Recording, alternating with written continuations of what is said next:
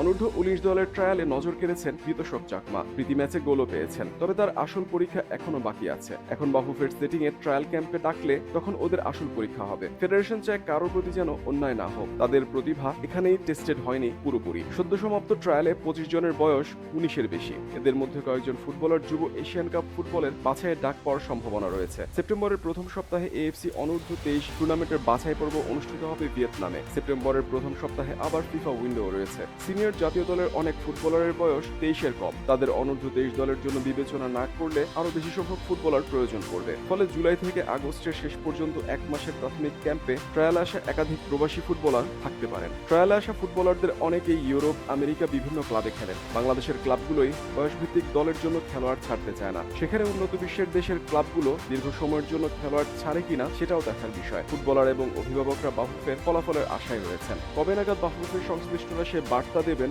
সেটাই দেখার বিষয়।